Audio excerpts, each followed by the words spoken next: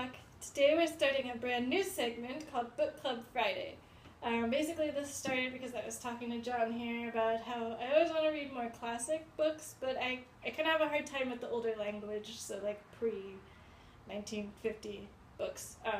And he mentioned that it's easier when you're doing it as part of a group or a class or something. Mm-hmm. So we decided we were going to start a little online book club for classics, and we're going to go kind of slowly. So if people kind of had the same problem as me, they can follow along a little bit. So for the first one, we decided to do a book I have wanted to read for a long time, Dracula by Bram Stoker. One of the first horror, or like monsters, I guess. Mm-hmm. My version is from Barnes & Noble. Barnes & Noble, if you want to sponsor us, just saying. And mine's from the library. Library, if you want to sponsor us too. I work at the library, so so we read the first 2 chapters, and every week we'll be reading 2 chapters until we finish the book. So if you want to follow along, that's basically the point of this. Yeah. So we read the first 2 chapters. Basically, what's happened so far is Jonathan Harker, the main character, is an Englishman, and he's gone to Eastern Europe, I guess? Yeah, he's going to Transylvania, which is where Dracula lives, as some of you may know. And he's going there, I believe, to help Count Dracula with some real estate issues, right? He's a solicitor, which is like a British word for real estate person. Mm-hmm. And which I used to think it meant lawyer, but apparently not. It's a real estate thing. Dracula wants to buy a house in London. Apparently a derelict house, which he doesn't think is strange, but he enjoys the aesthetic of how it looks, because he said something along the lines of like the new houses bother him or something. I can't see myself in the new house. He said a new house would kill him. Yeah. But anyway, so Jonathan, he's a Victorian Englishman, and he goes to Transylvania to go to Castle Dracula to meet with Count Dracula to help him with a real estate thing. That's so funny. I never realized that's why he went there. Real estate problems. So he goes and he complains about the trains being late, and true Victorian form. But my first impression of the first 2 chapters is that Jonathan Harker is really stupid, because he goes through this village first before he gets this carriage up into the mountains where Castle Dracula is, and all of the villagers are like, no, please don't go there, and the landlady in the hotel he's staying at is like crossing herself and like insists that he takes a cross with him, and she's like, you don't have to go, and he's like, no, it's fine, I'll go. and even when he was speaking to I think the person who gave him the letter that Dracula wrote, there's this wonderful line on page 8, or at least page 8 in my book, but in chapter 1, which has such great foreshadowing. When I asked him if he knew Count Dracula and could tell me anything of his castle, both he and his wife crossed themselves, and saying they knew nothing, and simply refused to speak further. So it's very interesting how almost it's as if anyone who is associated with Dracula wants nothing to do with speaking about him. Maybe he has some sort of, I don't know, it's kind of like it's some sort of quasi NSA going on, where it's like Dracula will hear you if you slander him, and then off to the onto the spear or whatever. But you just get this sense of foreboding. He as he's on the train and he's going through the I guess it's the Carpathian Mountains. He goes on the other side towards Dracula's castle, and there's thunder going on and lightning, and you brought this up earlier in our conversation. The townspeople are saying words that he doesn't understand. Oh yeah, they're freaking out, like realizing he's going to this place, and they start talking it in a language he doesn't know. So he takes out his language dictionary, and they're talking about like Satan and hell, and he's still like, it's fine. Yeah. It must be an amazing dictionary, the polyglot dictionary, because they were speaking in Slovak and Czech and Romanian and all those, I mean, maybe they make those dictionaries where like they're all in one, but that's amazing if you just had one book to help translate like 5 different languages. But yeah, although he spoke German too, so maybe he understood yeah, a little bit. because they call, was he supposed to be like a German living in England? Because they No, refer he's to an him as Englishman. Herr gentleman or No, whatever. he's an Englishman, but I think it's because like he speaks English and they speak Oh. Czech, but they both speak German. German, okay, So yeah. they can communicate. That's true, because this is at the time of the German Empire, which ran, not ran the entire area, but the German Empire in Austria-Hungary. German would be the lingua franca generally of that region. Yeah, so maybe you can clarify, because this sort of interlude part, I kind of like skimmed over it because I didn't really understand. So he's in this carriage, and like it's like a crazy carriage ride through the mountains. Well, there was 2 carriages, right? There was one carriage the main one taking him to the place that exactly, and the main one tried to get him to not go, but then the other guy appeared and was like, "What are you doing? No, you're done." Yeah, so the one before that, the first carriage ride, is the one, because he's like, we were careening through and they try to get there early. Mm-hmm. He on purpose, I thought. To try and miss the other guy. Yeah, because I believe, at least from what I got from it, all of these well-intentioned people are trying to keep him from going to his impending doom. But then once he gets into the other carriage, I forgot the exact word it's called, something with a C, and I probably won't be able to find it, so I'm not going to try. But it's another carriage, in other words. Oh yeah, I know. It's some French word. Yeah, it's a French word, and and I believe I wrote that in my notes. There's something weird going on. There's something weird, yeah. The driver keeps disappearing, going to the blue flame, and then reappearing, and the horses are freaking out, and Jonathan's like, "Oh my god, what's going on?" And Jonathan says that they keep going past the same places all the time, like they're going in a giant circle. Mm-hmm. I didn't understand. And then Dracula like kind of tries to explain it later, and he says like it's this night where, what was it, St. George's Eve or something? Yeah. Where they say, like, the blue fires, there's treasure buried under there, so he was trying to, like, find treasure under this blue flame, and Jonathan is, like, I don't know if Jonathan was, like, in this sort of weird haze or, like, a dream, because he says he go, like, they pass the same places all the time, and then they appear at Castle Dracula, and he says, this place is huge, and I didn't notice coming up to it. Exactly. So I must have been asleep. Exactly, and he does that I think twice. One time in the carriage, in the second carriage, and one time when he gets to Dracula's, because he keeps saying, "Oh, I must have been sleeping. What occurred in previous that he was describing must have been a dream." So there's this idea that maybe what's going on isn't real, or maybe that his perception is being actively modified by Dracula due to his, awesome NSA powers. Is the carriage driver supposed to, like, there's something weird about the carriage driver, too. I think he's a stooge of Dracula. He's like a Dracula stooge, So he is, and I get that because when the first carriage driver tried to, the guy's not here, let's leave, the Dracula stooge was very kind of, not offended, but kind of like, hey, what are you doing? Yeah. It reminded me of, I don't know if you've ever seen this in Hostel. I haven't. The horror movie Hostel, especially in the second one, where they're the cronies of the bad guys, and when the townspeople try to help the unsuspecting Americans from being ruthlessly slaughtered, they're kind of like, "Hey, what are you doing? Yeah, we'll deal with you later." Like it was kind of that. That was the impression I got. So the townspeople, they kind of know like what's up with Dracula, I guess. If not like specifically that he's a vampire. Yeah. Spoilers. Spoilers. Dracula's not good. But I'm not sure if they know that he's a vampire, but they know that something is like up with him. So then chapter 2. Yeah. So at the end of chapter 1, Jonathan gets to Dracula's house and he goes to sleep. Dracula meets him there. Before we get into that, I have a question though for you, because Dracula says something very specific, and I vaguely recall this. I'm not good with vampires, but I vaguely recall.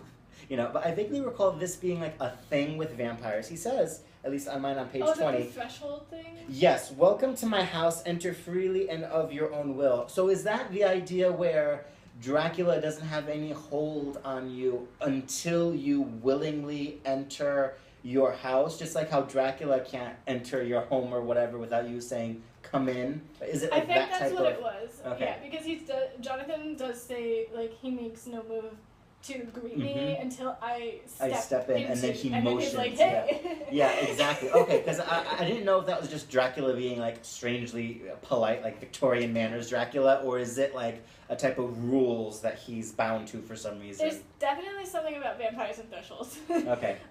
So I don't think you're wrong about that.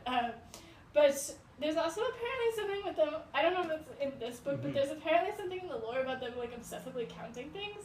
Which I think is funny. I heard of like that too. Street. It's something with wasn't that something with like if you put salt by your bed or something like it, they'll count the grains of salt and it'll take so long that it'll be morning and they'll be like, oh gosh darn it, and then just leave. Something like that, yeah. I don't know if it's in this book, but I read that somewhere.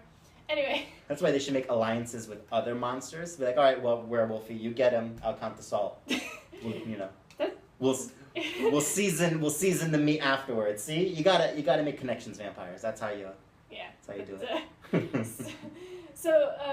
Okay, so Jonathan gets to Castle Dracula. Dracula meets him there, and he's like, I'll carry your luggage for you. It's very nice, Dracula. That's very nice, Dracula. Thank you. Jonathan... Doesn't tip him, though. That's probably why Dracula turns against him. But Dracula's rich, so it doesn't matter. Yeah. So anyway, Jonathan, he's shown to his lodgings, and then he goes to sleep, and he's like, well, this is very strange. Maybe it'll be better in the morning, in true Victorian fashion. Next morning, there's a note.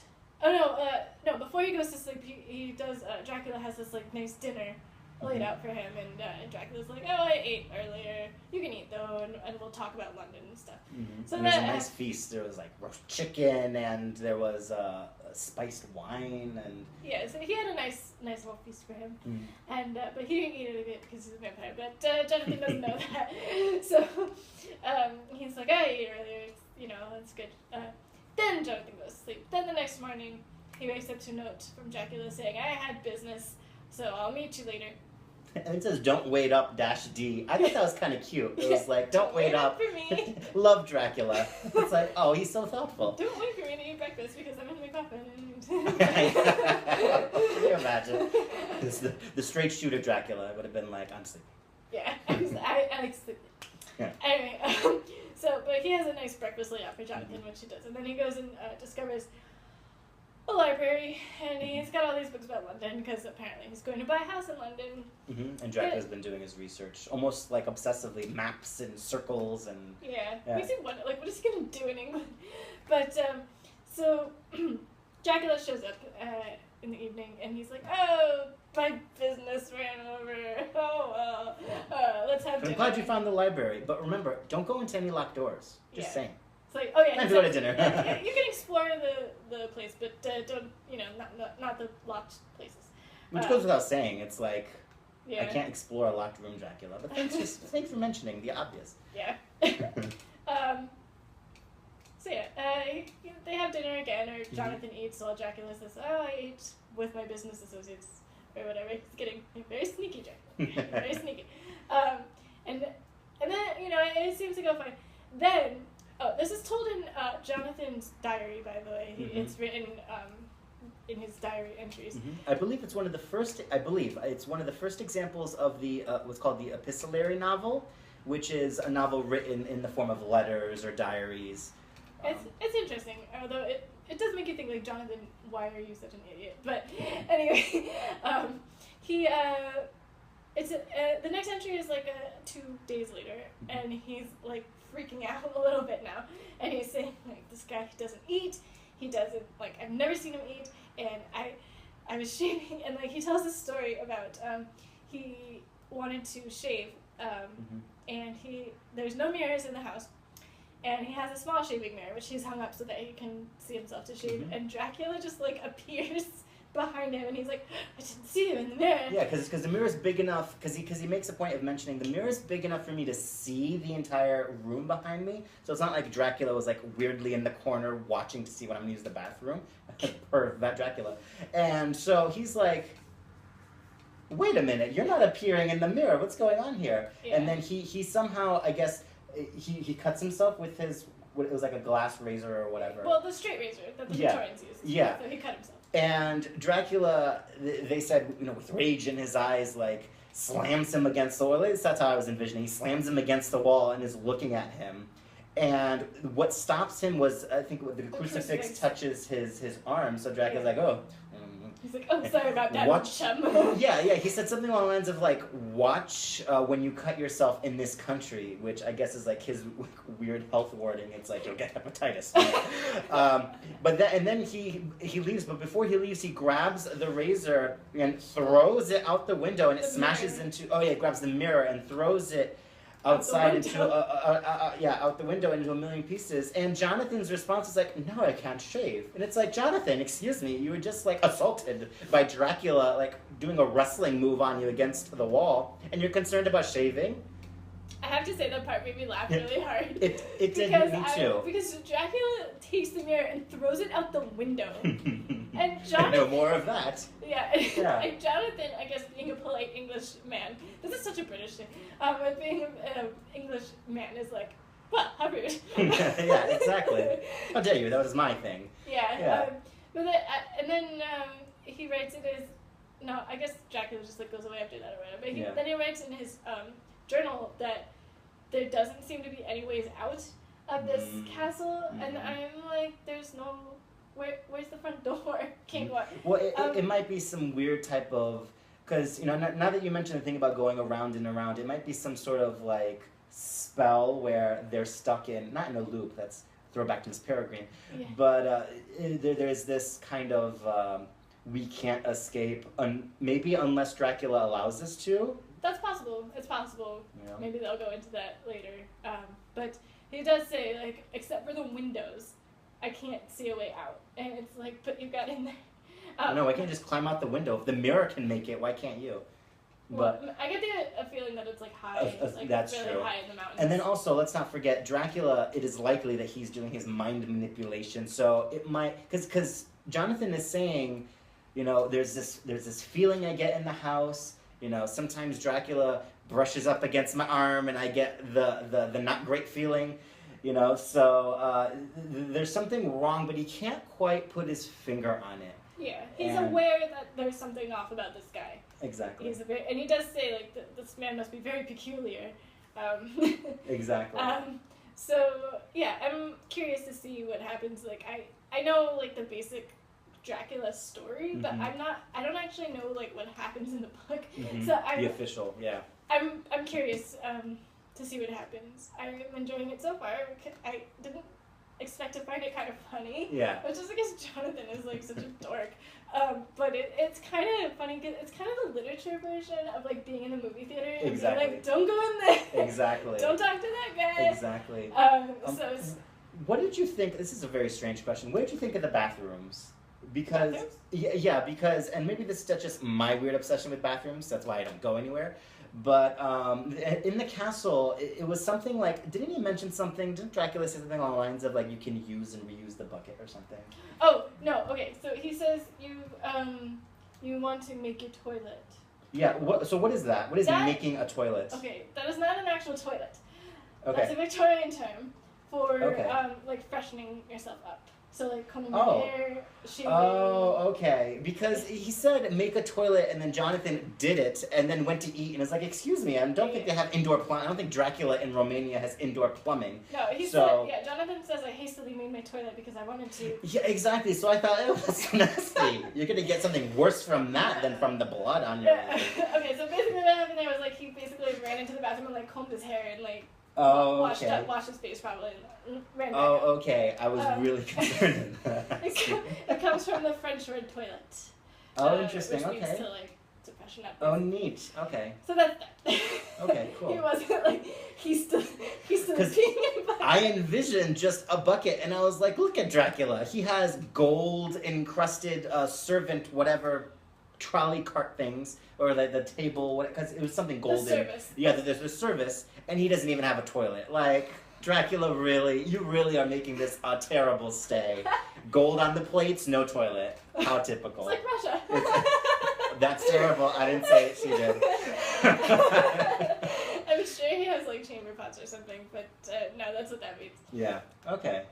So you learned something new today. Yeah, absolutely. Hey, you learned something new in these videos. There you go. Yeah. But so, yeah, no, we're both very excited about where the story is going to go. We're interested to see the kind of like eccentricity, like the rules that Dracula had in the 19th century. Are they still kept in modern day, versions of Dracula, not including Twilight?